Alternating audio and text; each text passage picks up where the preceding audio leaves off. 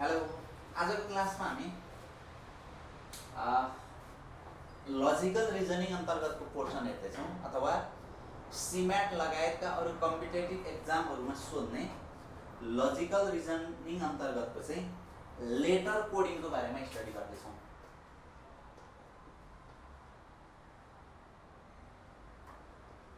Okay, letter कोडिङको बारेमा हेर्नुपर्दा हामीले फर्स्टमा हामी जस्तै ए देखि जेड सम्मको जुन लेटरहरू हुन्छ त्यसलाई फर्स्टमा हामी के गर्छौँ भन्दाखेरि अगाडिबाट कोडिङ गर्दै जाँदाखेरि कसरी कोडिङ गर्ने र पछाडिबाट कोडिङ गर्दाखेरि कसरी कोडिङ गर्ने भनेर जस्तै म यहाँ एबाट लेख्दै जान्छु।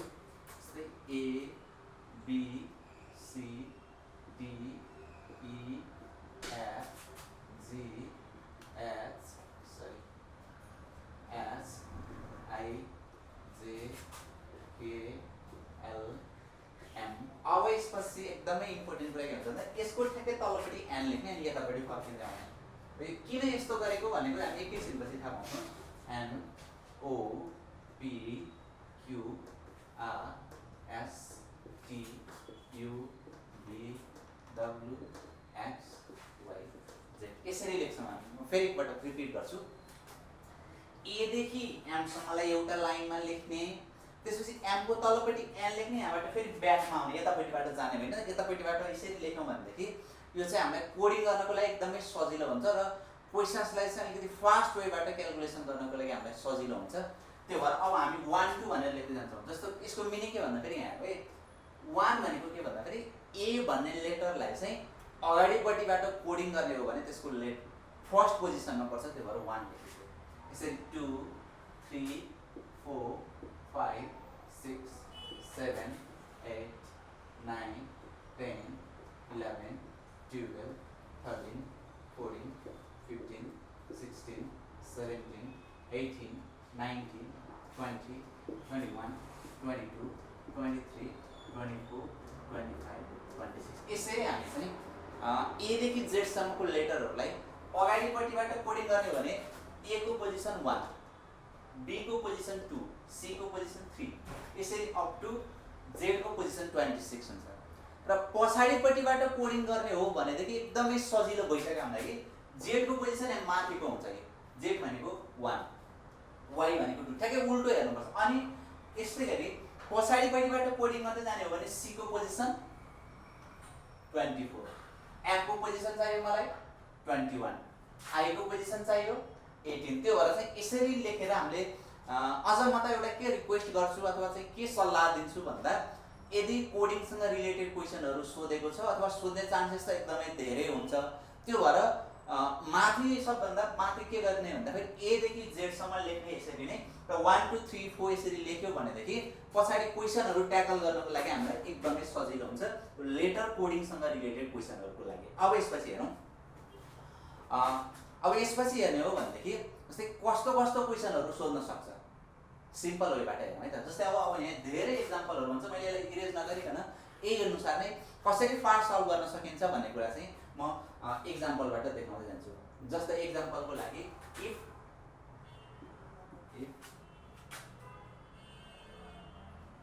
A is equals to E, C is equals to X छ भनेदेखि J is equals to कति हुन्छ भनेर सोध्नु। हेरौँ त, A is equals to E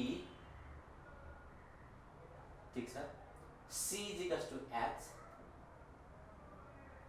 ठीक छ भनेदेखि J is equals to कति हुन्छ भनेर सोधेको छ। अब यसमा यो भयो भने हामीले एकदमै सजिलो अथवा एकदमै फास्ट वेबाट चाहिँ हामीले क्यालकुलेसन गर्नु। हेरौँ त, एबाट ईमा जानको लागि हामी कति स्टेप जानु परेको छ? 1 step 2 step 3 step 4 step. 4 step गयो भनेदेखि एबाट ईमा पुगिन्छ भनेको यहाँ 4 स्टेप। सीबाट एचमा D E F G H भनेको अहिले कति स्टेप गयौँ हामी? 5 स्टेप गयौँ। अब कसरी जान्छौँ होला हामी? 6 स्टेप जान्छौँ होला। अरू अप्सन पनि हुनसक्छ, अरू क्वेसनहरू पनि भन्छ। जस्ट मैले सिम्पल एक्जाम्पलको लागि फर्स्टको लागि यस्तो भयो ठीक छ 5 स्टेप। अब के गरौँ भन्दाखेरि नेक्स्ट लेटरको लागि 6 स्टेप जान्छौँ भन्छौँ। अब यहाँबाट हेरौँ, जेबाट 6 स्टेप 1 2 3 4 5 6 भनेको कतिमा पुग्यो? जे इज इक्वल्स टु पी भने हामी यसरी गर्छौँ। अर्को एक्जाम्पलमा जाउँ। अर्को एक्जाम्पल कस्तो हुन्छ भन्दाखेरि b is equals to y, d is equals to w, g is equals to t,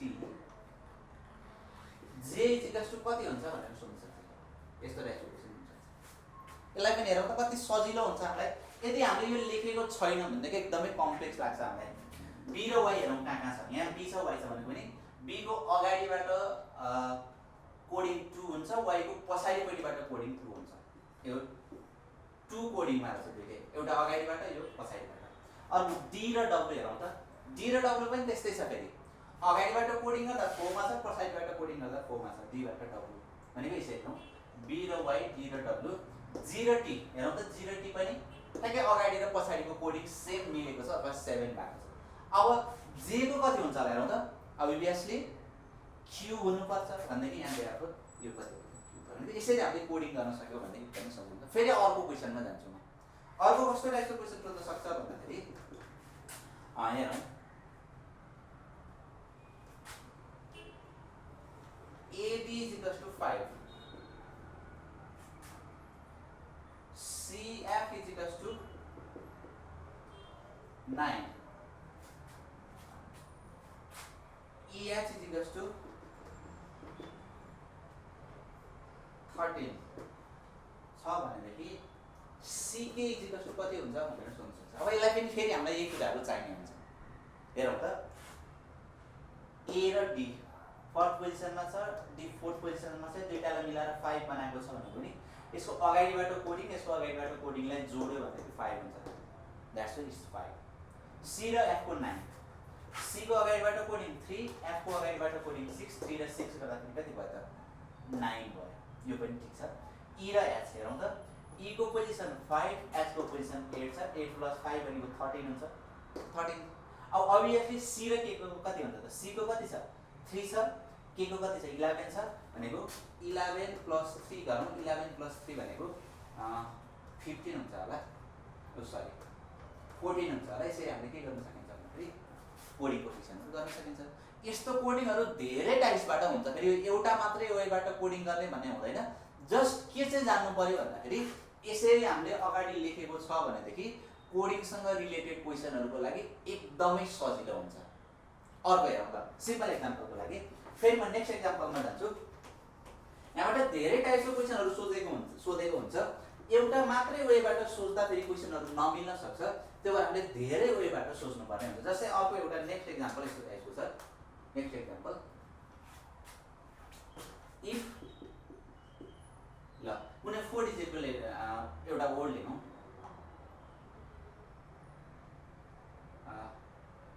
WORD is equals to ल सपोज गरौँ WORD is equals to X P S E हुन्छ भनेदेखि अब कुनै अर्कोलाई चाहिँ सोधिरहेको हुन्छ क्वेशनले। जस्तै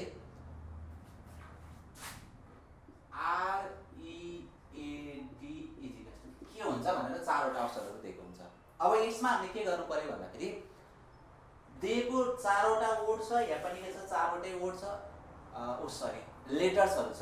यहाँ चारवटा लेटर छ, यहाँ पनि के छ चारवटा लेटरहरु छ भन्दाखेरि अब लेटरको कोडिङ हुन्छ। अब लेटरको कोडिङ पनि धेरै डिफरेन्ट वेबाट कोडिङहरु गरिरहेको हुन्छ। जस्तै एउटा कोडिङ के भन्छ त यो फर्स्ट र फर्स्टको रिलेसन भएको हुन सक्छ। कहिले फर्स्ट र लास्टको रिलेसन भएको हुन सक्छ। कहिले फर्स्ट र सेकेन्डको रिलेसन भएको हुन सक्छ। त्यो भएर त्यसलाई पनि धेरै वेबाट हामीले सोच्नु पर्छ। अब फर्स्टमा हामी के गरौँ भन्दा फर्स्ट र फर्स्टको रिलेसन भएको धेरै दिएको हुन्छ। त्यो भएर W र X को रिलेसन के छैन छैन। W भन्दा एक स्टेप पछाडी गयो भने X मा पुगिन्छ हामी। W बाट X हेर्दै जाउँ। O भन्दा पछाडी P मा पुगिन्छ भनेको एक स्टेप चाहिँ के भएको छ फरवर्ड गएको रहेछ अथवा अगाडि बढेको रहेछ। R भन्दा पछाडी के आउँछ S आउँछ। D भन्दा पछाडी के आउँछ E आउँछ। अब यस्तै गरी हामीले के गर्नु पर्यो भन्दा यसलाई पनि कोडिङ गर्नु पर्यो भनेको R भन्दा पछाडी S, E भन्दा पछाडी F, A भन्दा पछाडी B र D भन्दा पछाडी E हुन्छ। र यो फरवर्ड कोडिङको केस रहेछ। त्यो भएर हामीले S F B E चाहिँ बेस्ट अप्सन हो भनेर चाहिँ हामीले सेलेक्ट गर्न सक्नुपर्छ। यदि कहिले यसरी नै हुनुपर्छ भने छैन। फर्स्ट र फर्स्टकै, सेकेन्ड र सेकेन्डकै, थर्ड र थर्डकै हुनुपर्छ भने छैन। कहिले के हुन्छ भन्दाखेरि जस्तै इक्जाम्पलको लागि म फेरि एउटा इक्जाम्पल गरेर के भएको भन्ने कुरा हेरौँ है त। जस्तै इक्जाम्पलको लागि इफ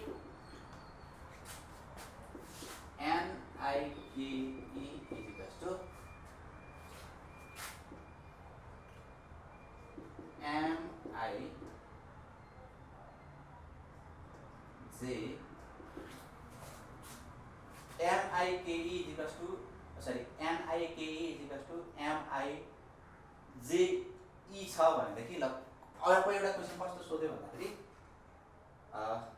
कुनै एउटा 4 डिजिटको 4 लेटर्सको चाहिँ एउटा कोड हेरौँ ल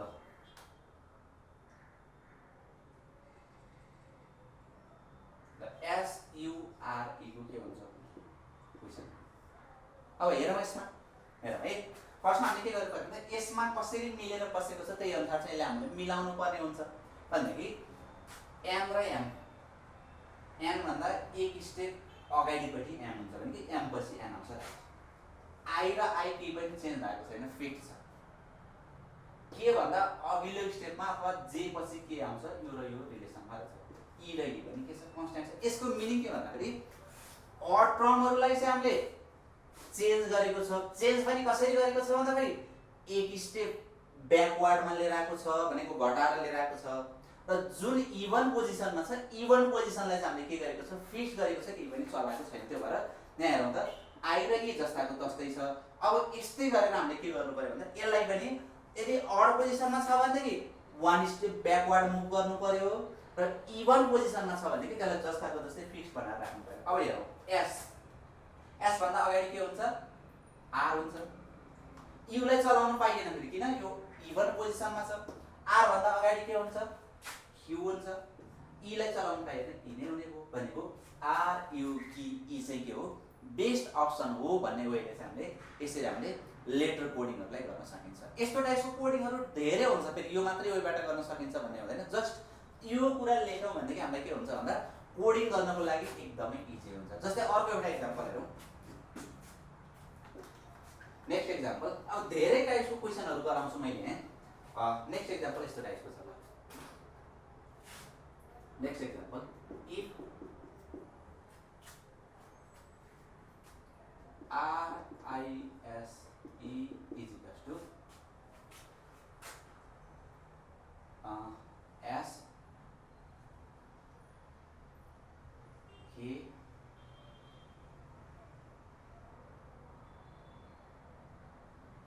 B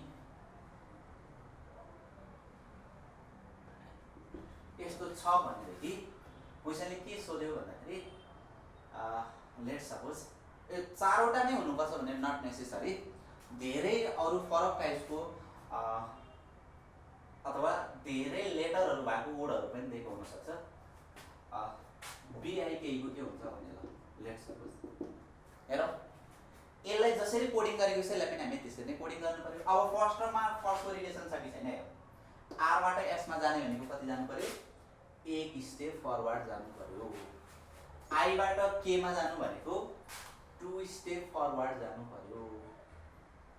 E बाट B मा जानु भनेको S बाट B मा जानु भनेको 3 स्टेप फरवर्ड जानु पर्यो। E बाट I मा जानु भनेको 4 स्टेप फरवर्ड जानु। यसको मिनिङ के भन्दाखेरि first letter 1 step forward, second letter 2 step forward, third 3 step forward र फोर्थ चाहिँ 4 स्टेप फरवर्ड गएको छ भनेदेखि यसलाई पनि हामी के गर्छौं अभियसली त्यो वेबाट गर्नु पर्यो। हो के आउने भन्दा B भन्दा 1 स्टेप फरवर्ड C, I भन्दा 2 स्टेप K भन्दा 3 स्टेप N, E भन्दा 4 स्टेप भनेपछि C K N I भन्ने एउटा अप्सन दिएको हुन्छ। त्यसलाई नै हामीले के गर्नु पर्यो भन्दाखेरि this is the best option भनेर हामीले सेलेक्ट गर्नु पर्ने हुन्छ। यसरी अर्को हेरौँ।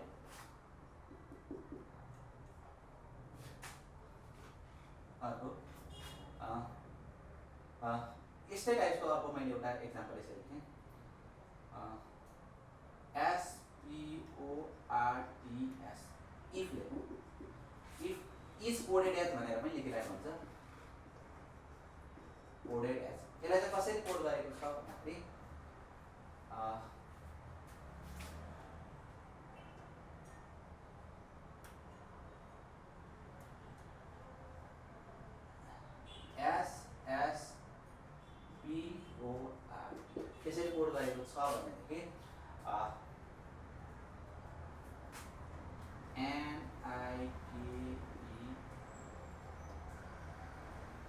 ठीक छ एसई लेख्नु लाई चाहिँ कसरी कोड गर्छ भनेर सोधेको हुन्छ। अब यसमा पनि हेरौँ त PORTKD चेन्ज छैन तर के भएको छ पछाडिपट्टि मुभ गरेको छ। यसको मिनिङ भन्दाखेरि यसलाई साइक्लिक अर्डरमा यसरी राखेको छ। भनेको मिनिङ फर्स्टको सेकेन्डमा गयो, सेकेन्डको थर्डमा गयो, थर्डको फोर्थमा गयो, फोर्थको फिफ्थमा गयो, फिफ्थको सिक्समा गयो र सिक्सको चाहिँ के भएको छ फर्स्ट पोजिसनमा आएको छ भनेदेखि अब यसलाई पनि हामी के गर्नु पर्यो भन्दाखेरि त्यसरी नै कोडिङ गर्दै जानु पर्यो। फर्स्टको सेकेन्डमा लाने, सेकेन्डको थर्ड, थर्डको फोर्थ हुँदै जाने। ल पहिला फर्स्टको सेकेन्डमा लागे मैले NIKES र लास्टको अगाडि आउँछ भनेको A भनेको ANIKES। यो चाहिँ PORT जस्तो अलिकति मिलेको जस्तो देखिन्छ हेर्न त अलिकति नमिलेको जस्तो देखिन्छ तर के हो खासमा भन्दाखेरि एक स्टेप चाहिँ उतापट्टि सार्दै चाहिँ जुन लास्टमा भएको छ लास्टमा भएकोलाई चाहिँ के गर्ने छ फर्स्ट स्टेपमा लिएर आएर चाहिँ यसरी पनि हामीले के गर्न सकिन्छ भन्दा कोडिङ गर्न सकिन्छ र यो टाइपको क्वेसनहरु पनि एकदमै धेरैपल्ट सोधेको छ एक्जामहरुमा। यसै अर्को एक्जाम्पल अर्को एक्जाम्पल यसरी गरौँ।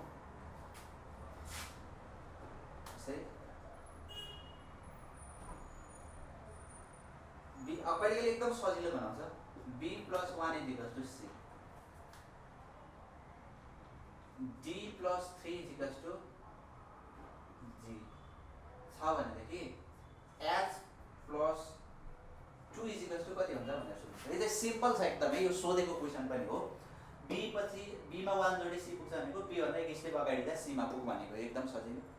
d बाट 3 स्टेप 1 2 3 भनेको g मा पुगिन्छ एकदमै सजिलो। अब h बाट के गर्नु पर्यो त हामी 2 स्टेप फरवर्ड जानु पर्यो, त्यो एकदमै सजिलो क्वेशन भयो। 2 स्टेप फरवर्ड भन्दाखेरि h भन्दा 2 स्टेप फरवर्ड हामी कहाँ पुगिन्छ भन्दा j मा पुगिन्छ। Best option.